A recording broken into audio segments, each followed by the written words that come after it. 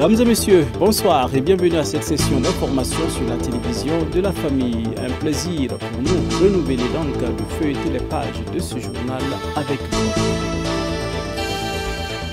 Ouvrons la première page de ce journal avec ce dossier sur la dengue qui constitue un problème de santé publique au Burkina Faso aujourd'hui.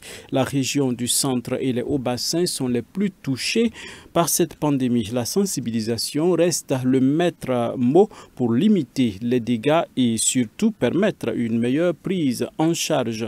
En compagnie des agents de l'hôpital Chifra, eh bien, nous en apprenons davantage. C'est avec Abibalaï Bourema et Gédéon Tapsoba. On peut lire quelque part sur les réseaux sociaux des langues indiscrètes qui affirment avec véhémence que la dengue est une duperie de la part d'une certaine classe sociale. Contrairement à ces allégations, la dengue est réelle et a fait plusieurs victimes au Burkina Faso. La dengue, le paludisme et puis la fièvre typhoïde. Avant, j'avais des vertiges, des maux de tête et puis des nausées aussi. Mais quand je suis venue ici, je vois un peu de changement, quoi. Je vomis plus trop comme avant. Les vomissements ont ralenti. Les vertiges aussi. Ça va très bien, puisque avant que je ne vienne là, j'avais vraiment mal. Surtout le dos et puis la tête. Ça me faisait beaucoup mal. Mais maintenant, ça va. Et puis, il y avait des vomissements aussi. Mais ça va maintenant. Avec son personnel bien efficace, l'hôpital Chifra est dans une dynamique de lutte contre la dengue. Il y a également cette autre information erronée qui demande aux malades de la dengue de ne pas se rendre dans les hôpitaux car il n'y a pas de traitement. Mais qu'en est-il réellement? Il faudrait que ces personnes évitent vraiment l'automédication. L'automédication, c'est vraiment fatal parce qu'on voit des gens qui viennent avec des complications rénales. Ceux qui ont utilisé les feuilles de papaye ou de mangue dont vous parlez. Donc, c'est à éviter au maximum.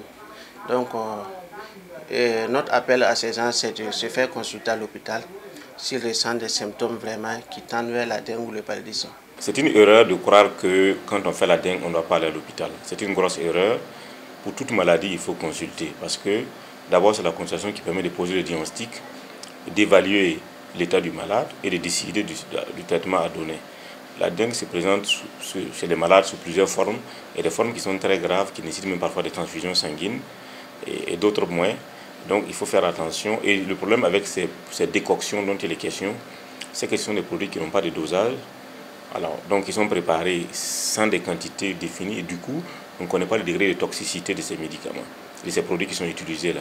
Et nous retrouvons effectivement des malades qui arrivent et qui font une insuffisance rénale aiguë à cause justement de ces décoctions qu'ils ont consommées, soi-disant pour soigner une éventuelle dengue. Ils sont très mal en point. La dengue et le paludisme sont certes transmis tous les deux par des moustiques, mais sont deux maladies différentes.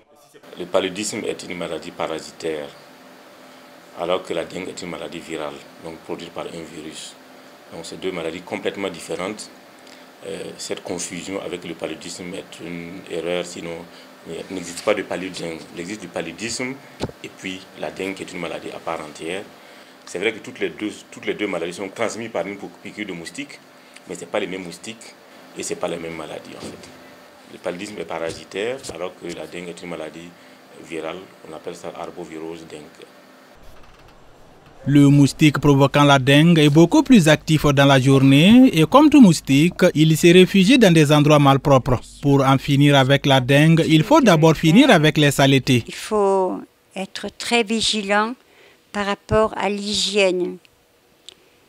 Ne pas laisser les flaques d'eau, ne pas laisser les caniveaux remplis de détritus ou de choses qui encombreraient et empêcheraient le cours d'eau comme il pleut déjà. L'hygiène, elle est fondamentale. Pour rappel, selon les données du ministère de la Santé et de l'Hygiène publique, nous avons un cumul de 5 907 cas suspects au niveau de la région du centre, avec 2 565 cas probables et malheureusement 11 décès uniquement dans la région du centre. Et pour être complet sur le sujet, notons que le gouvernement burkinabé a pris la mesure salutaire de rendre gratuits les tests de la dengue. La suite de ce journal, équipés pour affronter la vie active, ils ont été outillés en soudure et en menuiserie grâce à l'association Morija Azaren. Ces jeunes, au nombre de 15, se disent prêts à démarrer une vie professionnelle en toute quiétude. Delphine Banissi et Gédéon Tapsoba ont signé le reportage.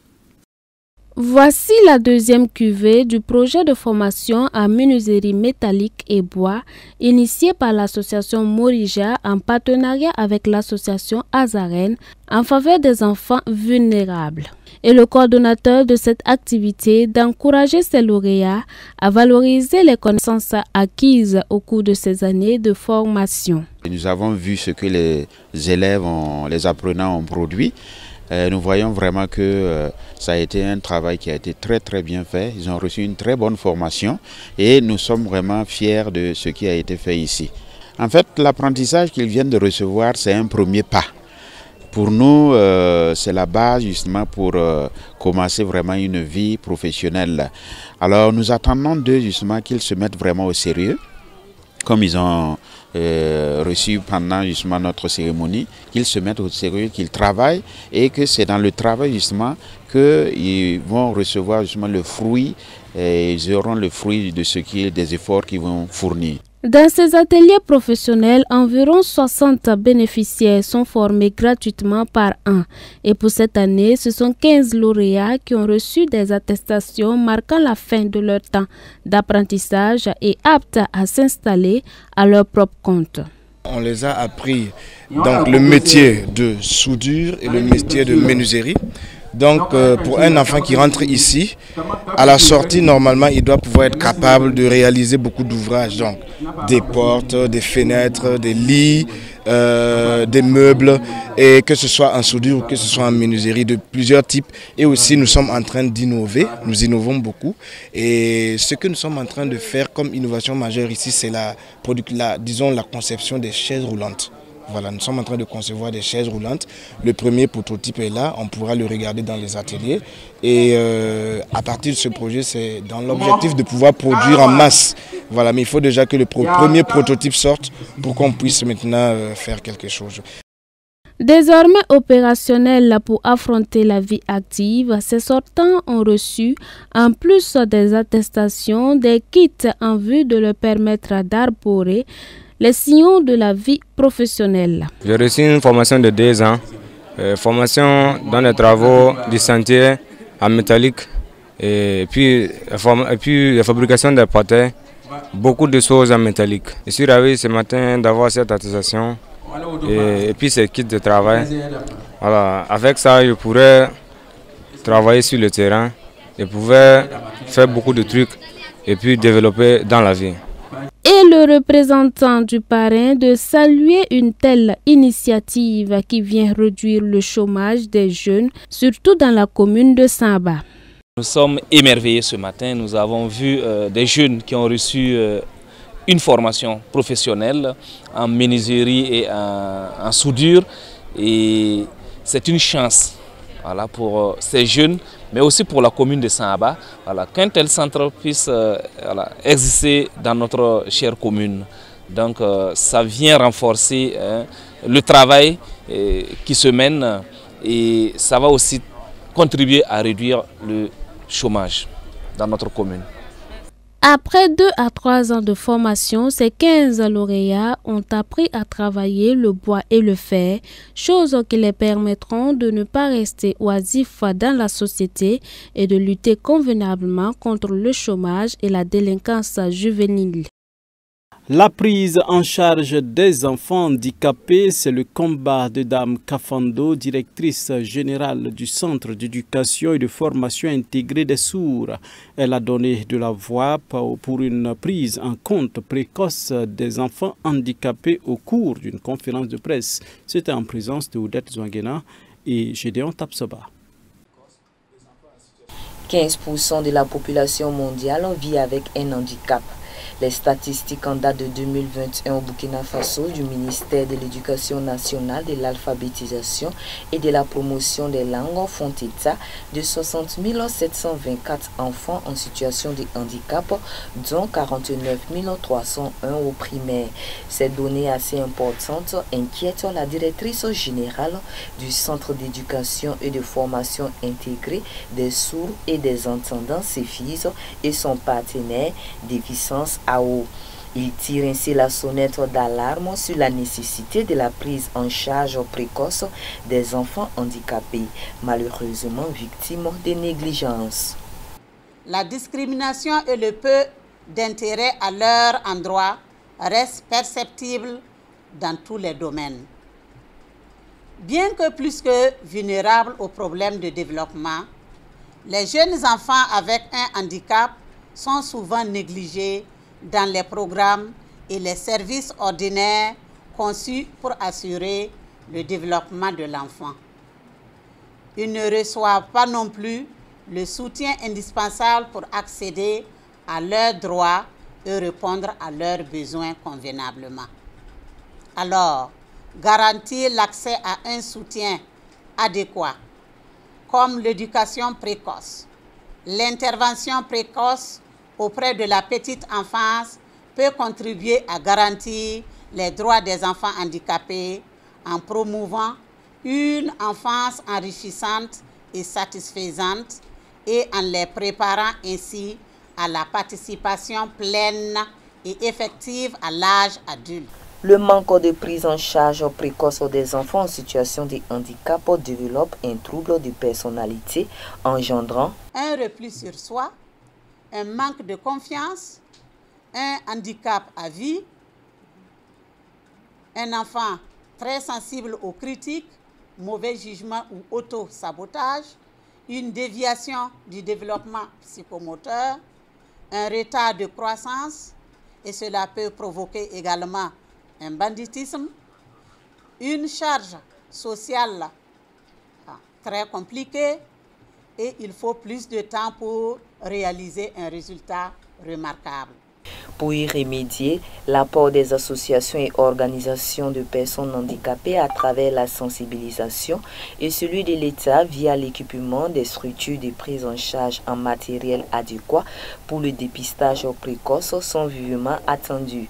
À cela s'ajoute la responsabilité des parents par la fréquentation des centres de santé pour la consultation prénatale, le suivi et le respect du calendrier vaccinal de l'enfant et l'acceptation dans le cas échéant de la situation de leurs enfants par leur implication dans leur éducation.